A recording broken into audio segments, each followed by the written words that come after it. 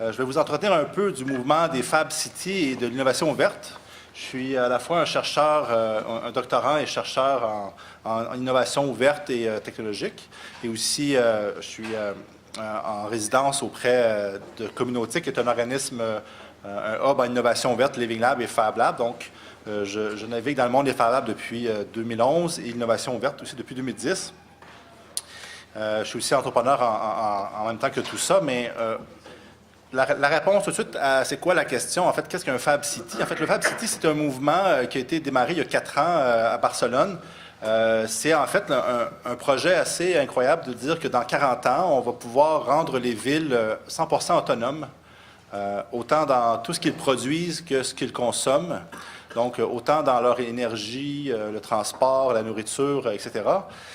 Mais pour y arriver, il faut avoir un grand référentiel mondial de comment y arriver, justement, des stratégies de design et de développement, surtout dans le monde du open source. Donc, comment partager les bonnes manières de faire. Et le but est d'avoir des cycles de production beaucoup plus courts, c'est-à-dire d'utiliser les matériaux locaux et de partager les plans de façon numérique à travers le monde. Donc, voici un peu le mouvement des Fab Cities qui a été initié par, entre autres, Thomas Diez, qu'on voit ici, et on voit ici Barcelone. Donc, ça, c'est un peu la fin, c'est ça que ça fait, un Fab City. C'est un mouvement qui est en route. Mais revenons un pas en arrière. On parle vraiment des systèmes d'innovation, en fait. Donc, il y en a plusieurs qui existent maintenant, des méthodes et des espaces et des lieux. Un matin, on en a entendu parler au niveau de la démocratie participative. Il y a plein de modes. Il y a des approches. Aujourd'hui, il y a les hackathons. Qui a déjà participé à un hackathon ici?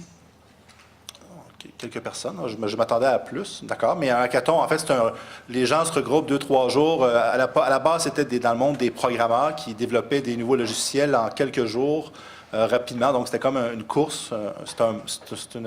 C'est de l'innovation rapide, mais aujourd'hui, c'est appliqué dans le monde de la santé, dans le monde de l'éducation, dans le monde de la culture. Donc, c'est vraiment une méthodologie pour pouvoir transformer rapidement, trouver des solutions. Et aussi, bon, les forums ouverts, les World Café, les cercles de design, donc c'est toutes des méthodologies ou des méthodes, en fait, qui sont utilisées de plus en plus pour trouver des idées innovantes, surtout en mode ouvert. Et on va aussi vers les comités de pratique, le design de service ou le service design. Et je vais vous parler un peu plus des Living Labs et des Fab Labs, qui sont des structures d'innovation ouverte, mais qui sont plus permanentes que des hackathons qui sont plus temporaires. Qui a déjà été dans un Living Lab, Fab Lab? Ah, c'est bien, autant de monde que dans les hackathons. Excellent.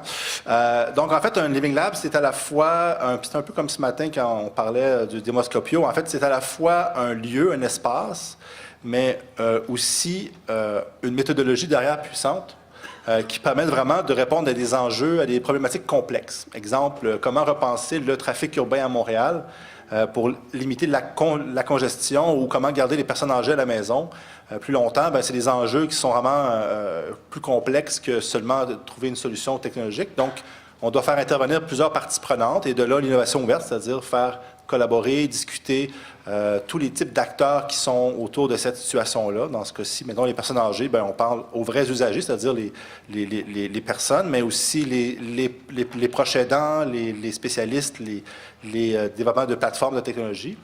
Donc, c'est vraiment une façon de pouvoir innover de façon collaborative en co-design. Un des mots-clés, c'est beaucoup de prototypage. Donc, on vient prototyper justement des différentes solutions. Puis, dans ces espaces-là, ils doivent être le plus possible réalistes, c'est-à-dire qu'ils représentent bien qu'est-ce qu'on veut travailler. Et aussi, il y a beaucoup d'ethnographie qui se passe dans ces lieux-là, c'est-à-dire il y a beaucoup de... en fait, justement, les anthropologues sont très présents dans ces espaces-là depuis une dizaine d'années, c'est-à-dire qu'ils viennent observer les différents usages, voir qu'est-ce qui sont les différentes émergences des nouveaux usages potentiels de technologie. Et on dit beaucoup que c'est porté par l'usager, c'est-à-dire que c'est pas seulement centré sur un usager, mais l'usager lui-même il fait partie prenante du travail d'innovation. C'est un réseau mondial, il y en a 400 qui ont été homologués à peu près, dont 200 qui sont encore actifs. C'est beaucoup un réseau européen, l'ENOL, qu'on est aussi membre au Québec. Il y a quelques organismes qui sont membres de l'ENOL. On peut l'appliquer dans le monde, on voit ici des statistiques où c'est appliqué dans le monde de la santé, bien sûr, mais des villes intelligentes, de la culture, de l'énergie, du transport, de la mobilité, etc., l'éducation. Donc, c'est vraiment un outil puissant pour innover dans différents secteurs. Deuxième volet, c'est les Fab Labs, donc les laboratoires ouverts de fabrication numérique. L'emblème un peu, c'est justement l'imprimante 3D, hein, qui est un outil qui permet de démocratiser l'accès à produire un objet par couches successives en plastique. Hein. On va additionner du plastique pour faire un objet en 3 dimensions. Et les machines sont devenues très, très accessibles, vraiment. Donc, on a démocratisé l'accès à ces machineries-là. Dans un Fab Lab, qui est un lieu qui a plusieurs machineries, outils, bien sûr, il y a des machines-outils, mais il y a aussi différents logiciels pour faire de la modélisation 3D. On a des outils électroniques aussi. Il y a aussi des équipements beaucoup plus, disons, de type menuiserie, là, pour faire du bois, du métal. Mais le plus important, c'est qu'il y a d'autres personnes dans un Fab Lab. C'est un lieu où il y a du travail collaboratif ou de la co-apprentissage. Donc, les gens viennent utiliser différentes technologies qu'on voit ici. On voit en orange, on voit une imprimante 3D. À droite, on voit une fraiseuse, donc une CNC, pour pouvoir faire du 2D. On a la Trotec, qui est une découpe laser. Puis, on a le Arduino en bas, qui est un processeur qui permet de justement faire des objets connectés, mais de façon beaucoup plus open source. On peut vraiment programmer nous-mêmes des différents capteurs au niveau humidité, lumière, etc., pour avoir des données probantes sur le terrain. Le mouvement des Fab Labs est né avec Neil Gershenfeld au tournant de l'an 2000. Il avait eu son premier cours. Il a dit, je vais faire un cours qui va s'appeler « How to make almost anything ». Et ce qui l'a inspiré, en fait, c'est le Replicator dans Star Trek, là, cette porte qu'on peut générer, créer à peu près n'importe quel objet qu'on a besoin. Et lui, étant au MIT, il a accès à beaucoup de technologies facilement. Donc, il avait fait construire son premier lab à 1 million. Il y avait un lab de type Fab Lab avec les équipements que j'ai présentés. Et il a dit, est-ce qu'on pourrait le faire sortir de l'université puis l'implanter dans la société pour 100 000 $. Donc, de diminuer vraiment le coût technologique. Et effectivement, la technologie a beaucoup diminué en termes de coût. Et il a démarré la Fab Foundation, qui est un organisme qui gère le réseau mondial des Fab Labs, et le Fab Academy, qui est un cours qui dure 6 mois sur comment utiliser l'ensemble des machines et enseigner aux gens à l'utiliser. Pour être un Fab Lab, il y a une charte qu'il faut adhérer. Donc, le plus important, c'est d'être ouvert au public. Il y a une partie des heures par semaine d'un Fab Lab, comme à Montréal, il y en a quelques-uns. Il doit être ouvert au public de façon très, très démocratique. Et le reste du temps peut être utilisé pour des accès payants pour des entreprises ou des écoles. On doit adhérer aussi à avoir un ensemble de machines-outils similaires et participer au réseau mondial des Fab Labs. Donc, on en compte actuellement plus de 1200 dans le monde après 10 ans. Beaucoup aux États-Unis, bien sûr, en Europe énormément aussi, mais c'est vraiment déployé à travers tous les pays, presque une centaine de pays dans le monde. Et ce réseau-là a vraiment plusieurs types d'implantations dans le monde académique, mais aussi dans le monde communautaire ou dans le monde culturel. Comme au Québec, on est beaucoup dans les bibliothèques maintenant. Il commence à y avoir des Fab Labs. Donc, ces espaces-là ne sont pas seulement académiques, mais aussi grand public à travers les bibliothèques. Vous voyez un peu ici le cours du Fab Academy, c'est vraiment chaque technologie disponible dans un Fab Lab, comment faire de la modélisation 3D, de la découpe laser, de l'électronique, de la production des capteurs, des senseurs. Donc, c'est vraiment un programme assez intense que je suis actuellement. Dans le cadre de mon doctorat, je fais le programme et c'est assez intense, merci. Un exemple de ce parcours-là, c'est Guillaume, un Français, qui est arrivé dans ce programme-là, il n'y avait aucune connaissance, à peu près pas. Et il a dit, je vais faire un système aquaponique, hein, c'est mon projet. On fait un projet sur 6 mois. À travers tout ça, on a un projet pour intégrer les différentes compétences. Et il a lancé le projet Aquapioneer pour pouvoir justement manger de la salade, mais avec un système aquaponique avec des poissons et un cycle de vie et d'engrais. Et il a réussi à la fin, vraiment en 6 mois, à faire pousser sa propre salade à travers tout l'usage du Fab Lab. Puis, quand j'étais le visiter à Barcelone, au niveau des Fab Labs, il était rendu à sa 3e génération de système aquaponique de façon verticale ici. Et ce qui est intéressant, c'est qu'on est vraiment dans le monde du open source, du open data, donc de l'ouverture. Tout est documenté. Dans le monde des Fab Labs, on documente énormément ce qu'on fait pour le partager, pour qu'il puisse être reproduit ailleurs dans le monde. Et, exemple, ils ont hacké, ici, c'est un petit contrôleur qui s'appelle Smart Citizen, qui sert plus à capter les différentes données d'une ville. Je vais en parler un peu tantôt dans les Fab City. mais ils l'avaient déjà hacké pour qu'ils s'en servent pour mieux contrôler une serre. Donc, ils ont déjà pris un code pour le restructurer dans un autre usage. Ils ont tout documenté dans ce cas-ci aussi. Donc, comme je disais, je collabore beaucoup avec Communautique, qui est un organisme à Montréal qui a fait depuis 18 ans travail en innovation, appropriation sociale et des technologies. Et depuis 2010, se sont vraiment retournés vers l'innovation ouverte pour pouvoir mieux accompagner le changement qui était accéléré en termes de technologie. Donc, c'est devenu un Living Lab en 2010. Et en 2011 aussi, on est devenu un Fab Lab, c'est-à-dire d'avoir un espace pour pouvoir prototyper, designer et produire des objets. Et les champs d'intervention, c'est dans le monde de l'économie, bien sûr, l'éducation, la fabrication numérique et l'inclusion sociale. Et c'est à travers ça que le chantier EcoFab est apparu, donc le Fab Lab actuellement. Il est près de l'ETS, il est au bâtiment Ingo, pas loin d'ici, sur Peel et Notre-Dame. On existe depuis 6 ans maintenant, 7 ans, et c'est ouvert au public là, une fois par semaine. C'est le jeudi, si vous êtes intéressé. Donc, quand c'est ouvert au public, les gens peuvent venir avec un projet personnel ou juste comprendre quelle technologie ils veulent découvrir. Et il y a des animateurs qui vous accompagnent durant cette journée-là. Donc, c'est vraiment un outil de démocratisation, les Fab Labs, et de réflexion sur la façon qu'on produit, que l'on consomme aussi derrière ça. EcoFab a ouvert un deuxième, donc le premier dans le quartier d'innovation, le deuxième est en développement durable et dans l'est de Montréal. Et on a aussi ouvert une école de drones qui sont des nouveaux usages technologiques importants, autant pour la fabrication que pour la conduite, que les nouveaux métiers qui sont reliés. Donc, dans un Fab Lab, on peut voir ici un robot open source qui s'appelle InMove. C'est un projet, il y a à peu près 300-400 personnes dans le monde qui le font dans plein de Fab Labs, c'est-à-dire on télécharge le plan en 3 dimensions pour l'imprimer. Chaque pièce que vous voyez du robot bleu et blanc ont été imprimées dans le Fab Lab ici à Montréal. Puis, on ne fait qu'acheter tous les moteurs et les différentes technologies oculaires. Et on peut vraiment construire notre propre robot dans une communauté. Donc, on produit localement avec des plans partagés de façon internationale. Au Québec, on a un réseau des Fab Labs quand même assez intéressant. On a plusieurs initiatives depuis plusieurs années. Donc, on les a documentées à travers le réseau Fab Lab Québec. Pour aller voir, là, vous avez accès s'il y en a un dans votre région ou dans vos intérêts. Donc, le réseau des Fab Labs a été plus timide en Amérique du Nord pour des choix politiques qui ont ralenti, à mon avis, surtout dans l'Ouest canadien. Mais les États-Unis ils sont aussi très actifs. Donc, on a travaillé fort à structurer depuis plusieurs années le réseau québécois et bientôt canadien.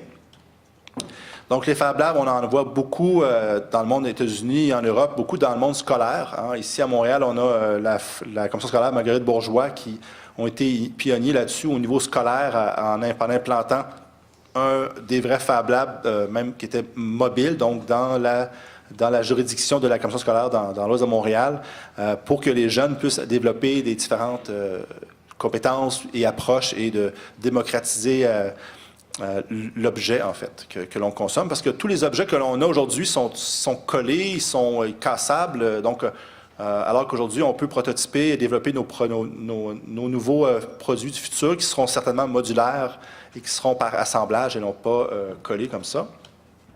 Dans le mouvement des Fab Labs, il y a eu le BioAcademy aussi qui est apparu. Il y a eu le Fabric Academy, donc c'est des nouveaux programmes de formation qui vont très loin dans la réflexion. Donc, on est rendu dans les tissus intelligents, mais aussi dans les bioplastiques. Dans le BioAcademy, on est rendu dans la transformation au niveau ADN. Donc, et tout ça est un peu fascinant dans le sens que c'est disponible pour le grand public, entre guillemets, alors que en termes de perte de contrôle ou en perte donc, on est à cheval entre l'accès pour découvrir, puis en même temps, on se rend compte que tout le monde peut faire des choses qui peuvent être dangereuses aussi à travers ces technologies-là. Mais tout le monde peut s'acheter sa propre imprimante 3D ou ces technologies par Amazon et le recevoir chez eux un soir. On ne saura jamais. Ils peuvent se fabriquer une arme en plastique. On ne saura pas. Donc, tant qu'à avoir cette capacité-là de le faire, de toute façon, on est mieux d'éduquer les gens puis de la rendre grand public. Donc, de là la vision pour moi des makerspace et des Fab Labs. D'ailleurs, si on inclut les makerspace qui sont un plus grand groupe, on parle de près de 5000 au total dans le monde de makerspace et Fab Labs. Dans le monde des Fab Labs, après 10 ans, ils se posaient beaucoup de questions. Quand j'étais il y a 2 ans dans des événements, ils cherchaient à quoi on peut servir d'autre que de faire de la pédagogie. Il y a un mouvement qui est apparu dans termes de, justement, au niveau humanitaire. Donc, comment aider dans les camps de réfugiés, comment soutenir l'usage, l'innovation dans des territoires qui sont, disons, plus arides et difficiles. Donc, on a un mouvement ici. Et aussi, pour revenir au Fab City, ce qui serait mon point important ici, c'est que le Fab City a cette vision de vraiment de l'économie circulaire, du développement durable, c'est-à-dire d'arrêter de faire circuler de la nourriture de 6000 km pour qu'on la mange, ce qui est un non-sens. On pourrait produire localement beaucoup de choses, mais aussi tous les matériaux, les produits, etc. Donc, je vous représente l'image ici pour vous dire que c'est vraiment d'être une ville autonome. C'est un grand défi. Au début, il disait 50 %, mais depuis 1 an ou 2, il parle de 100 %. Donc, c'est encore plus ambitieux. En termes de production, tout ce qu'on devrait manger, ce qu'on a comme énergie pour se nourrir, pour se loger, devrait être produit localement. Bon, ce ne sera pas chacun dans sa maison, mais plus près qu'on est actuellement. Donc, comme je dis, c'est un réseau mondial. Il y a plusieurs villes qui se sont commis à le devenir. On est rendu à 17 villes qui se sont commis à devenir des Fab Cities d'ici 40 ans. Donc, c'est un pari ambitieux, mais en même temps, c'est l'occasion de trouver des solutions innovantes en termes d'urbanisation, mais aussi en termes de production d'énergie et tout ça. Et un des grands modèles derrière, c'est de vraiment repenser la façon que l'on produit les choses. Donc, on a en termes de distance, on voit à 1 km, on devrait pouvoir réparer un objet nous-mêmes. Soit chez nous, on a un imprimante 3D. Ça se fait, ça ne coûte pas très cher. Pour 200 $, vous avez une imprimante 3D chez vous. Avec des logiciels open source, vous pouvez faire un logiciel, un objet en 3D ou scanner un objet cassé puis refaire la pièce manquante. Mais je ne crois pas vraiment que tout le monde va avoir son imprimante 3D chez eux. Ça sera, à mon avis, ça sera des lieux de micro-production très près de nous, donc dans les quartiers. Ensuite, on peut tomber justement au niveau social, donc dans un quartier. C'est pour ça que les bibliothèques existent, mais il y aurait de la micro-production industrielle à travers des équipements plus accessibles. Et là, on peut monter jusqu'à 10 km au niveau de la ville, au niveau de 1000 km. Donc, on peut penser que nourrir Montréal ne sera pas d'aller chercher des produits au Chili, mais de travailler autour de Montréal, avec Laval, avec le sud de Montréal, mais d'avoir des vrais circuits courts, beaucoup plus payants pour notre environnement, puis beaucoup plus sains. Mais ça implique des changements que l'on sait, comme on parle de la permaculture, on parle des engrais, tout ça. Il y a des gros lobbies, mais derrière, c'est vraiment de repenser la ville en termes de différentes manières pour diminuer l'empreinte écologique dans ce cas-ci. Donc, on passe vraiment d'une approche linéaire à une approche circulaire. Ça me faisait penser, quand je faisais la présentation, une vidéo il y a longtemps, History of Stuff, là, qui était une vidéo il y a presque 10 ans déjà, qui montrait comment c'était pas logique que l'on extrait des différents métaux ou de la biosphère et qu'on consomme, et à la fin, on jette. Puis, c'est vraiment linéaire, il n'y a aucune récupération, il n'y a pas de cycle, alors qu'on est capable aujourd'hui d'avoir des modalités par cercle, donc l'économie circulaire ici. Et le Fab Lab fait partie de cet écosystème-là. Donc, une Fab City, en fait, ce n'est pas des Fab Labs partout. Hein, ça va au-delà d'avoir juste des lieux de production partout. C'est vraiment une mentalité de développement technologique et de nouveaux circuits de production et de consommation. Donc, on a des grands axes de travail comme la fabrication, donc tout ce qui est des matériaux, les produits, les processus, l'immobilier. On a tout ce qui est agriculture, bien sûr. Et en Chine, on en a parlé un peu ce matin, mais la Chine avance à grands pas de géant sur plein de thématiques très innovantes, dont des villes où ils produisent des bâtiments agricoles, donc des tours à bureaux, mais pour faire pousser de la laitue puis de la nourriture. Il y a des projets de containers à fraises en France. Donc, il y a plein de productions micro locales qui peuvent être faites. On a beaucoup dans les flux. Hein, bon, tantôt, il en parlait bien là, au niveau des flux des données. Effectivement, une ville Fab City, c'est aussi des capteurs pour savoir quel est le niveau de la pollution, au niveau du bruit, des déplacements.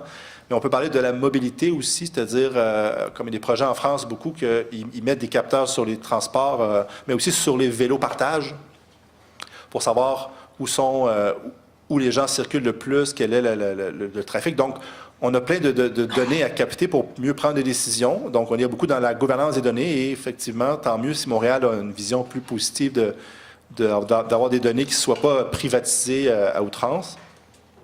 Effectivement, ce matin, on parlait de l'application du transport pour la STM qui est sur Transit maintenant.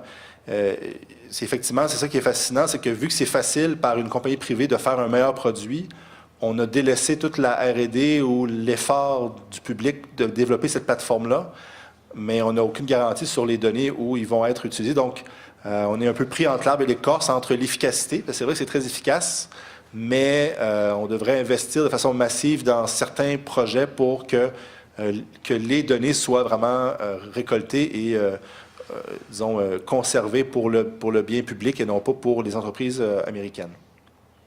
Aussi au niveau, bien sûr, énergétique, il y a des enjeux importants aussi de production d'énergie, avec des panneaux solaires, des technologies. On peut même penser à ce qu'a proposé Tesla avec leur batterie là, justement, de stockage et leur future maison avec des tuiles. Donc, toute cette production locale d'énergie autonome va vraiment être un pont qui s'en vient. Et le grand défi, c'est comment on va restructurer les villes. Et c'est vrai que en pensant à la technologie des villes, ça va reconfigurer comment on voit une ville du futur dans 20 ans. Donc, ayant une vision de Fab City, c'est d'avoir des partenaires, des structures collaboratives de proximité.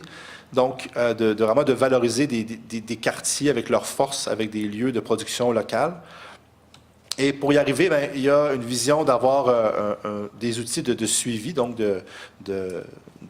une espèce de tableau de bord pour voir l'évolution des différents pays, des différentes villes, selon différents indicateurs avec leurs objectifs. Donc, il y a des tests actuellement avec le Fab City puis des différents tableaux de bord décisionnels aussi.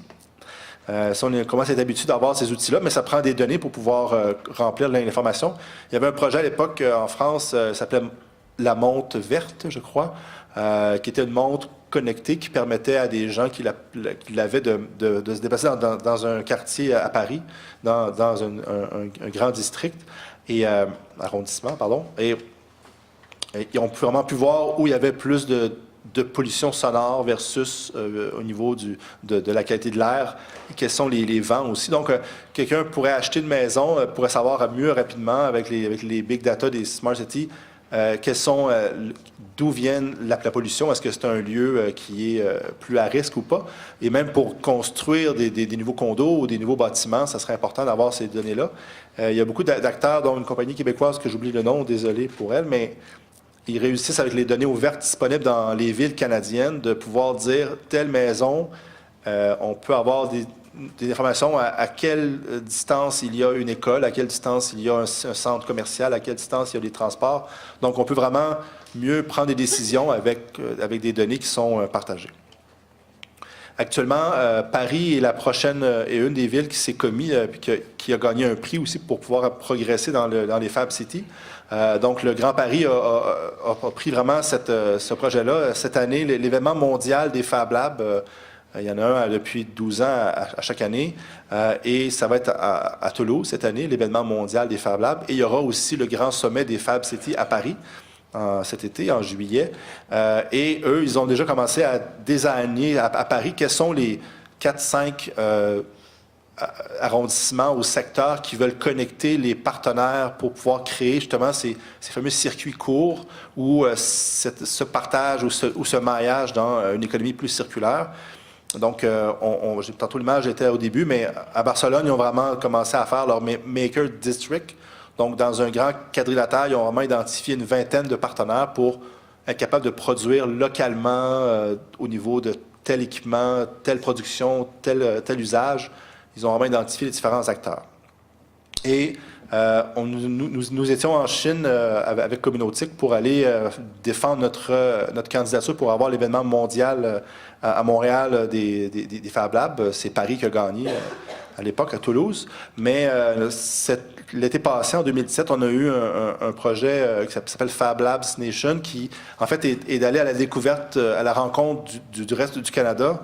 Il y a eu trois de nos makers, donc Marc-Olivier, Pon puis Guillaume, qui ont circulé à travers tout le Canada. Ils ont fait plus de 19 000 kilomètres pour rencontrer vraiment une 46 à peu près Makerspace Fab Lab pour découvrir tout le réseau canadien qui n'était pas encore interconnecté.